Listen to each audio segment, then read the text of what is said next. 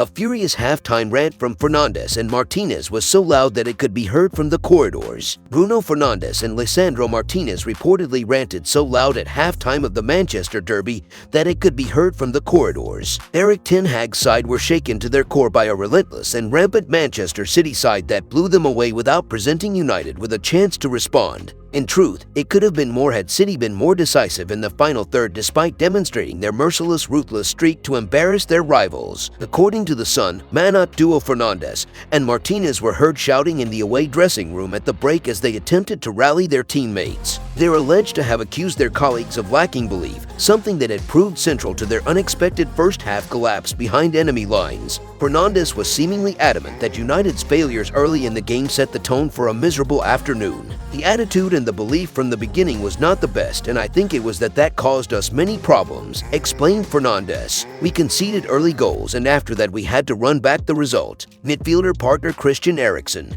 who was arguably at fault for the opening 2 City goals, also cited United's lack of belief as a key reason behind their downfall. It's quite simple, it's a lack of belief, Eriksen told Match of the Day. When you don't believe on the pitch, then you can't win games. That is unacceptable. We get undisciplined at following rules and you get hammered. That's happened today. For me, it was a surprise. We were not on the front foot, we were not brave on the ball, and there were spaces to play but we were not brave enough. All the credit to City, but it's nothing to do with City. Our performance was not good. It had to do with the belief as individuals and as a team. From the first minute I felt it, and at halftime, we changed things and we changed attitude. We saw a different Manchester United after halftime and we scored goals. We created some more. On the ball, we were braver. We came in the opponent's half and we scored 3 goals. At this moment, I can't think about the positives. We let our fans down. We let ourselves down and we're hugely disappointed. United have now lost 3 of their opening 7 Premier League matches, winning the other 4. In other news, Anthony Martial makes frustrated admission as exit hint dropped over Man United star. Martial makes admission about Man United performance. Anthony Martial admitted Manchester United players were really frustrated with their supine 6-3 defeat at City. United trailed the Premier League champions 4-0 at halftime at the Etihad. The second time this season they were 4-0 down at the interval. City were so rampant they went 6-1 up with 17 minutes left, and their fans chanted, "We want 10." Martial struck his first United goals in exactly a year to trim the losing margin to a flattering 3 goals. The 26-year-old has only made 2 substitute appearances this season due to hamstring and Achilles injuries and was grateful to return to the side ahead of away games against Omonia Nicosia and Everton this week. For sure, I would have preferred not to score and win this game, but it's always good to come back on the grass and score, Martial said. Erik Ten Hag called a meeting with Manchester United's players at Carrington on Monday following the club's latest humiliation in the Manchester derby, and the Dutchman said the players would be invited to openly criticize each other during the inquest. It's just a shame Amazon Prime has not commissioned an all-or-nothing series to follow this season under Ten Hag, although it might be foolish to think footage of such discussions would not deliberately be left on the cutting room floor. Manchester City and Arsenal had editorial control with their respective documentaries, and a cynic would suggest that leaves the finished product as a PR exercise, but others would argue it made for entertaining TV regardless of representing a distorted truth. Whatever the players said to each other in that discussion on Monday, it probably won't be self-critical enough. Bruno Fernandes and Christian Eriksen blamed the defeat on a lack of belief,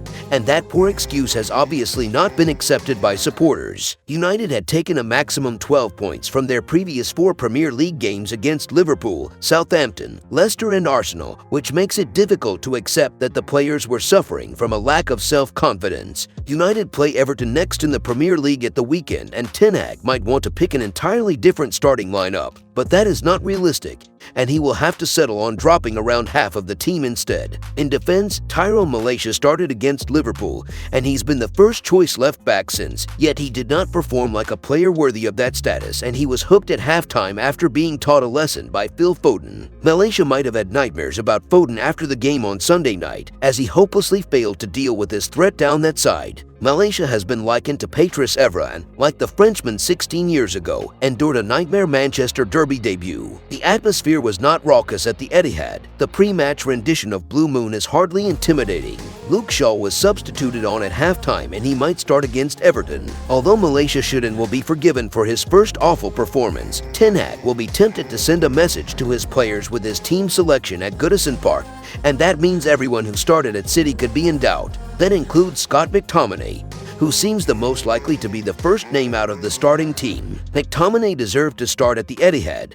He had not put a foot wrong since Casemiro's arrival, but he struggled throughout Sunday afternoon until he was put out of his misery when substituted. Casemiro came on, and something will be badly wrong if the Brazilian does not start at Everton. He is a world-class defensive midfielder, and Ten Hag has been criticized for not putting him into the team sooner. Ten Hag has said that was difficult to do when United were winning games, while it has been suggested that Casemiro mightn't have been a Ten Hag signing. Would Frankie de Jong have sat on the bench for a month? It seems unlikely. Elsewhere, Bruno Fernandes has often got a free pass because of his remarkable first 18 months at the club, but supporters are becoming increasingly impatient with the midfielder, and there is also a case for him to be dropped. Fernandes might keep his position by default, and that would be fortunate, as Casemiro, Fred and Eriksen would be a viable midfield alternative for Everton. Eriksen was worse than Fernandes on Sunday, but he's been consistently better this season. Regarding the attack, Marcus Rashford and Jadon Sancho could easily come out of the team, although Anthony Elanga is not an upgrade, and that means one player might be saved from being dropped. Rashford is most likely to be that candidate. Rashford did not run against City, and his failure to press the backline allowed chaos to ensue.